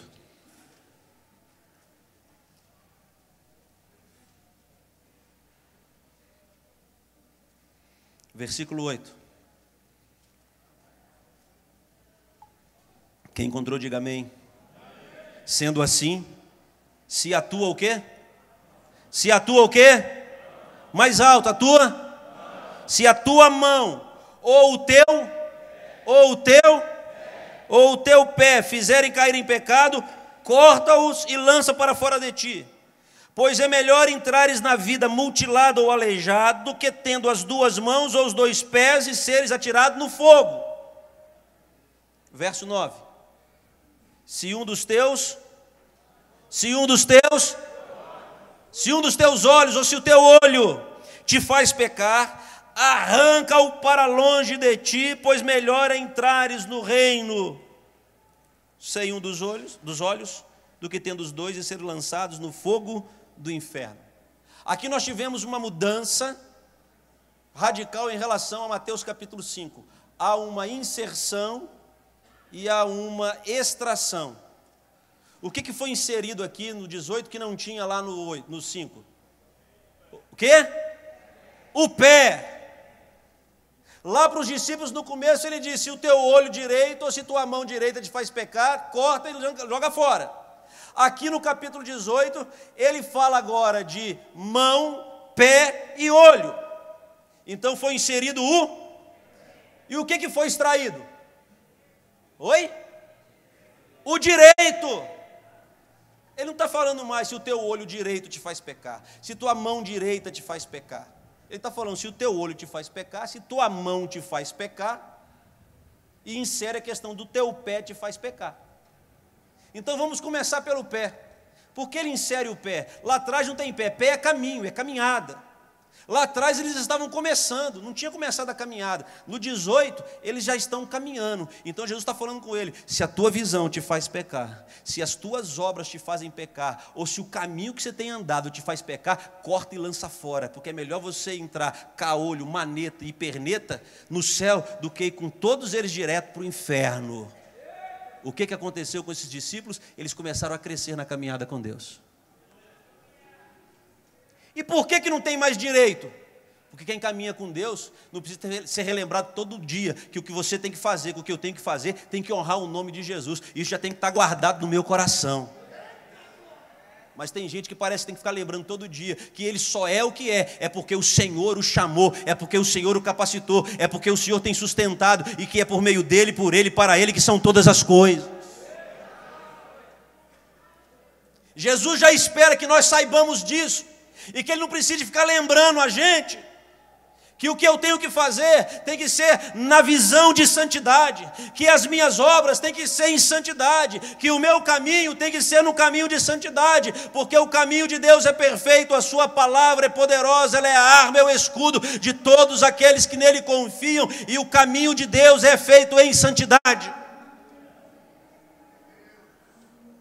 Então agora, meus queridos, vocês já estão caminhando comigo, então agora entrou o pé. Vamos agora para João capítulo 13. Estou chegando ao final, queridos. Evangelho de João, capítulo 13.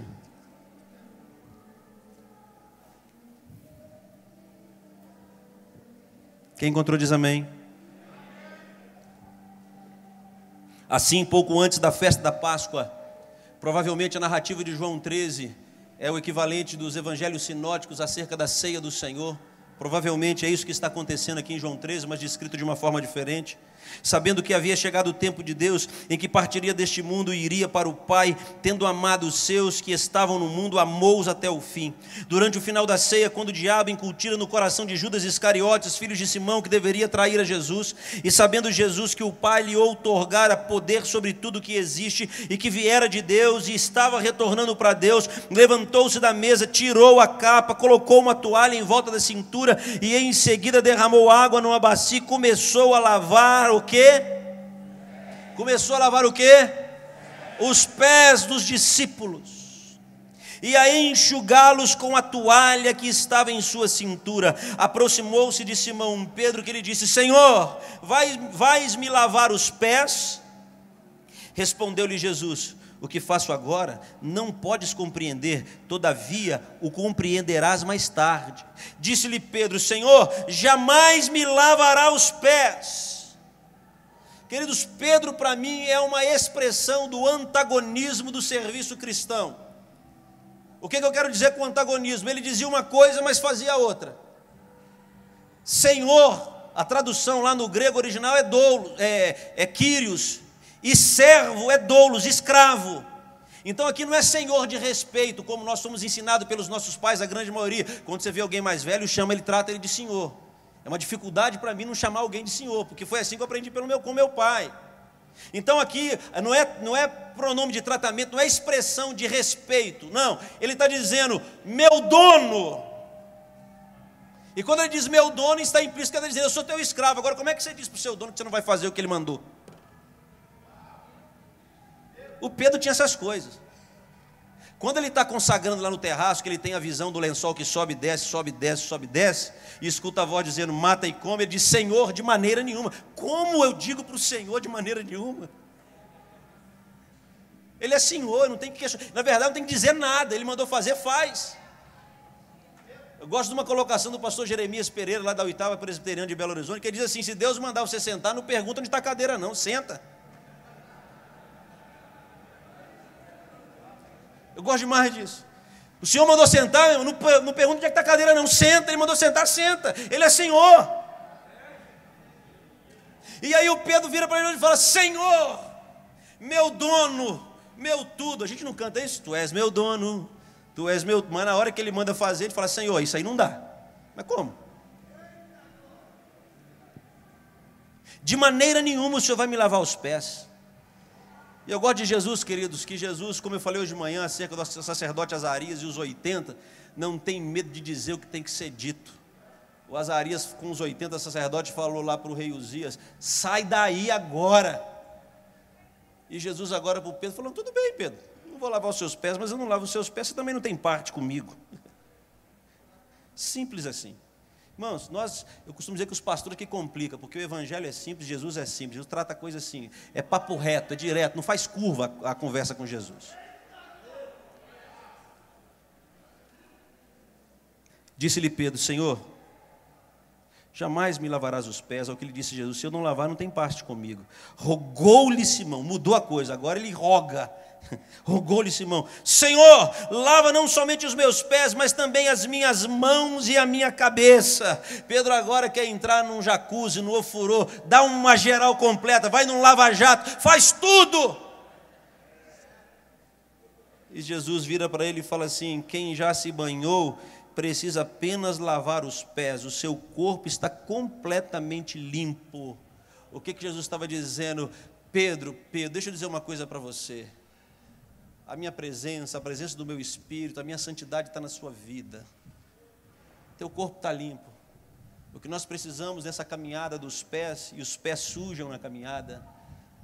Nós ouvimos hoje, não sei qual foi se foi o apóstolo, se foi algum dos missionários que estavam falando, eu acho que foi o missionário Daniel de Oliveira falando, olha, nós ainda estamos nesse corpo, somos sujeitos ainda a erros, a falhas, e é verdade, nós não podemos e não devemos e não vamos viver na prática do pecado, mas o pecado ainda é algo que nós estamos sujeitos, e isso suja os nossos pés. O que Jesus está dizendo para Pedro? Pedro, essas coisas que acontecem no caminho, às vezes esses vacilos que você dá, que eu dou, que nós damos, que às vezes nós nos perdemos, nos enganamos, isso aí, Pedro, é o que precisa. Deixa eu lavar os seus pés. Mas perceba que principalmente nessa cultura, pés eram lavados, poderia até não se tomar banho todo dia, mas pés eram lavados todos os dias. E o que o Senhor estava dizendo para Pedro? Santidade, Pedro, está em que todos os dias você faça a sua higiene diária, todos os dias, igreja do Senhor Jesus, pastores do Senhor Jesus, é que nós ouvimos pela essa manhã, a gente dobra os nossos joelhos, clama ao Senhor todos os dias, os nossos pés estão sendo lavados, nós vamos para a palavra, Ele diz a palavra é água, e quando nós nos debruçamos sobre a palavra todos os dias, os nossos pés estão sendo lavados, o Senhor espera que o nosso corpo todo já esteja limpo, porque sobre nós há o Espírito Santo de Deus, e o apenas que precisa é a manutenção diária do lava-pés, para que nós possamos estar totalmente limpos diante do Senhor.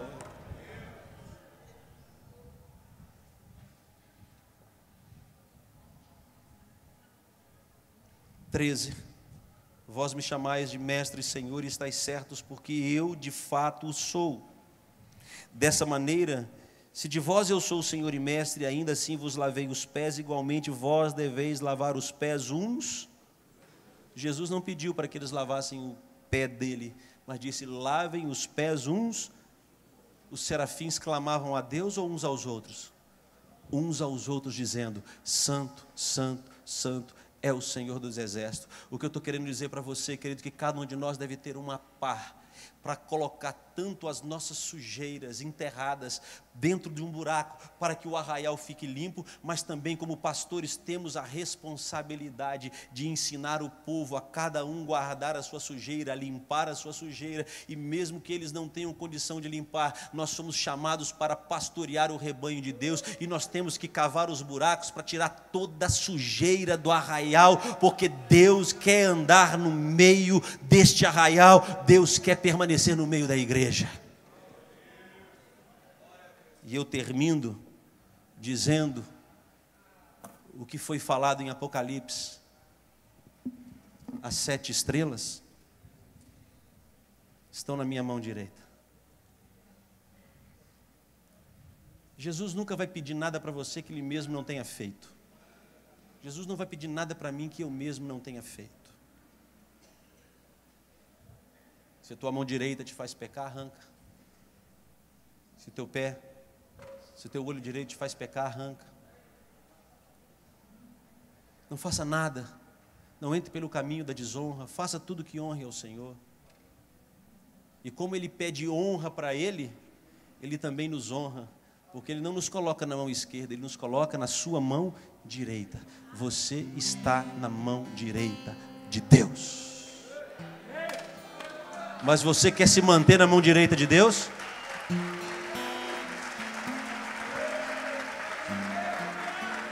Você quer se manter na mão direita de Deus? Você quer que o Filho do Homem, aquele semelhante ao Filho do Homem, passeie no meio dos castiçais, que é o arraial, que é a igreja do Senhor? Não deixe a pá de fora dos seus instrumentos. Coloque ela no meio dos seus instrumentos de guerra. Porque é normal de vez em quando sair uma sujeira, mas não é normal ela ficar exposta.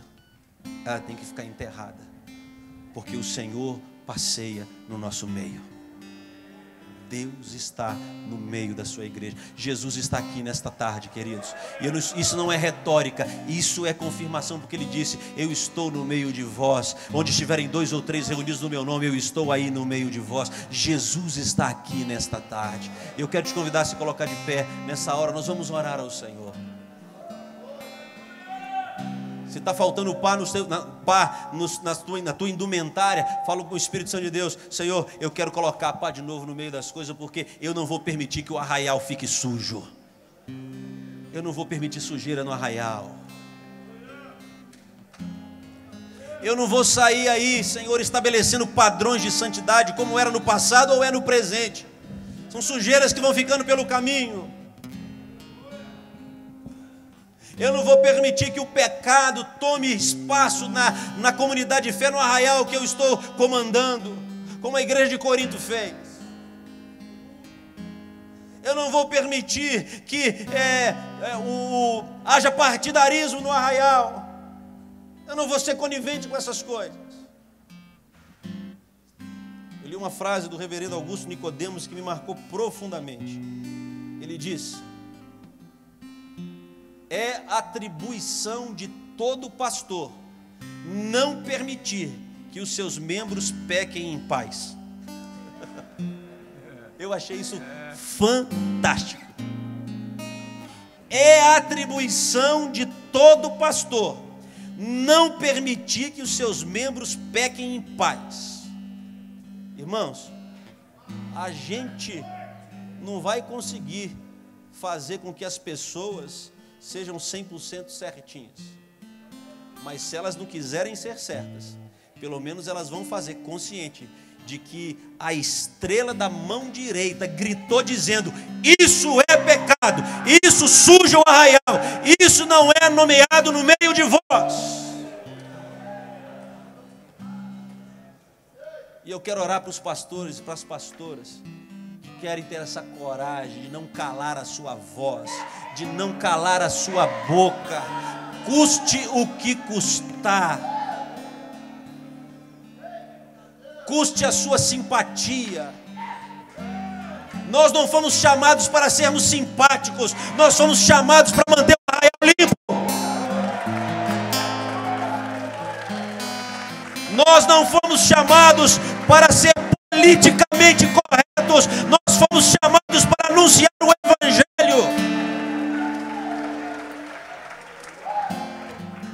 Nós não fomos chamados para fazer cafuné em ovelha, nós fomos chamados para usar cajado e vara.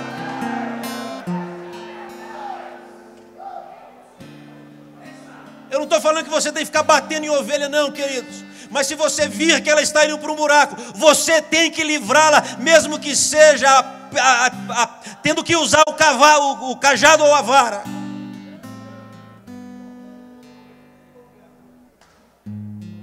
Alguém que está morrendo afogado na praia. Eu nunca vi essa situação, mas tenho amigos que trabalham nessa área. Às vezes é necessário ter que dar um soco para desmaiar o afogado, para livrar ele de lá. Tem muitos pastores que estão perdendo pessoas para o pecado, para o mundo, não estão vendo a santidade dentro da sua igreja, porque estão permitindo que eles morram afogados, sendo que eles deveriam, às vezes, se necessário fosse, de usar um pouco mais de energia para livrá-los da morte. A palavra do Senhor diz no livro de Provérbios: livra, se você pode,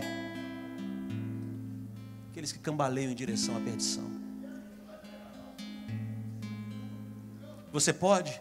Então livra. Não permita que eles vão, não. A Bíblia fala que Deus amou Isaac, amou a Jacó e aborreceu a Esaú. A gente olha esse texto e fala assim: puxa vida, né? Mas Deus é tão ingrato, né? Como é que Deus ama Jacó e aborrece Esaú? Quando Jacó, querido, sai de casa da briga com Esaú, você só vê pau na moleira de Jacó, irmãos. Você não vê falar nada de Esaú. Esaú aparece de novo, quando Jacó está voltando, ele se encontra. Você sabe como manifestou o amor de Deus a Jacó? Correção. A vida de Jacó foi uma vida de correção. Deus corrigiu Jacó do início do seu nascimento até o dia da sua morte, porque Deus corrige o filho a quem Ele ama. Se você ama as suas ovelhas, corrija-as e não permita que o seu arraial fique sujo, porque o Senhor quer fazer maravilhas no meio do seu arraial.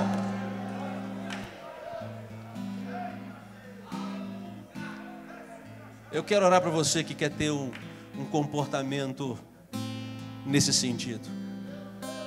Sai do seu lugar, vem aqui, vamos orar juntos. Eu já estou aqui, porque primeiro Deus está falando é comigo.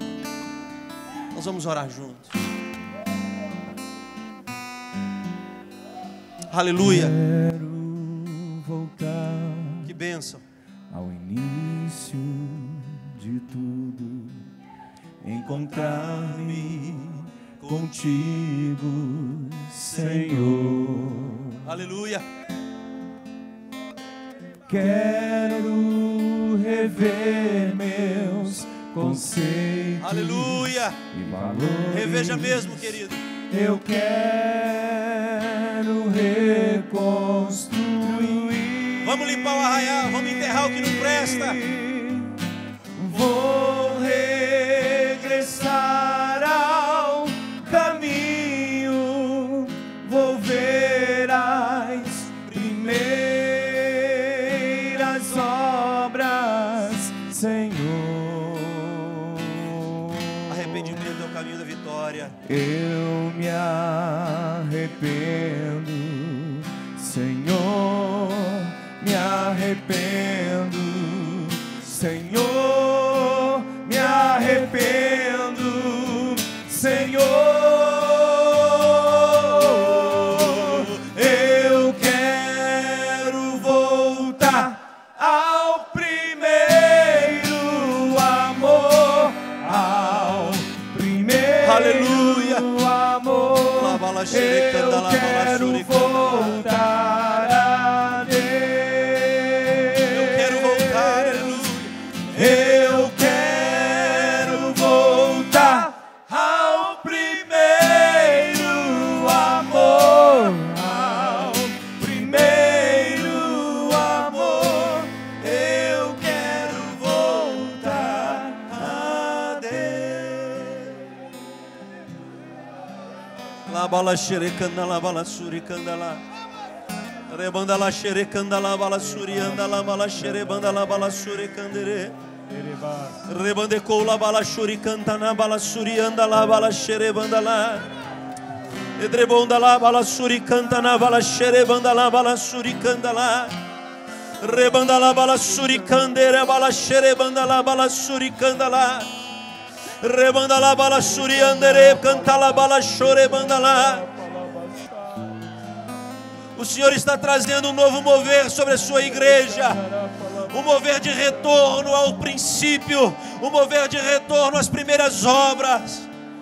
Um mover de retorno a uma vida de consagração, a uma vida de santidade, a uma vida de entrega total e restrita ao Senhor. Há uma vida de homens e mulheres que não temem dizer a verdade, que não temem dizer o que a palavra de Deus diz, que não maqueiam a palavra, que não diluem o evangelho com água, que não trocam a palavra, o alimento sólido, por leite. Rabala xerecanda la bala suricanda la bala xerebanda lá. O Senhor está atrás à procura de homens e mulheres que não tenham a sua vida por preciosa. Homens e mulheres que não servem pela quantidade de pessoas que estão assentadas nos seus bancos. Homens e mulheres que não servem pelos valores dos dízimos que entram, mas servem ao Senhor porque querem ver o arraial limpo. Aleluia! Querem ver o arraial sem sujeira, querem ver o arraial purificado, querem ver o arraial santificado, querem ver vidas purificadas, querem ver vidas santificadas, querem ver o Altíssimo andando no meio do arraial. Senhor, faz isso de novo.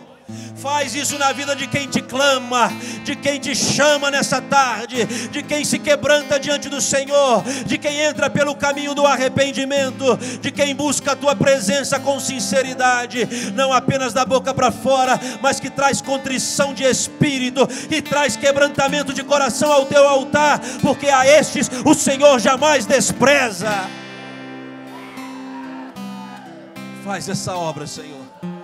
Essa é uma obra do Espírito.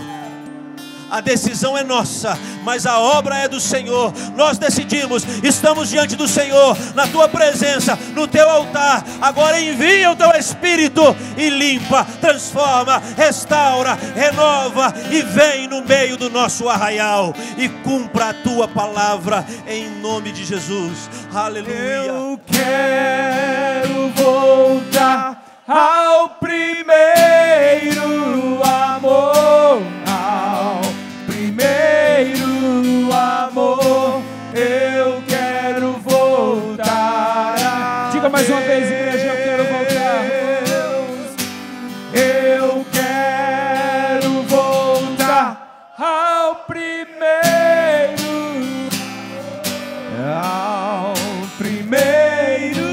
amor. Eu quero voltar a Deus. Pode aplaudir o Senhor, pode aplaudir. Abraça aí 3 pessoas. Abraça 3 pessoas e fala para ela: Deus falou comigo. Deus falou comigo. Deus falou comigo. Vai voltando para o seu lugar, vai voltando para o seu lugar. Eu quero voltar ao primeiro amor, ao primeiro amor. Eu quero voltar a Deus. Eu quero Volte para o seu lugar e senta, por favor. voltar ao primeiro amor, ao primeiro amor.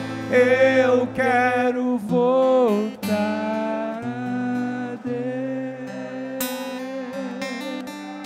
Vai sentando, vai sentando.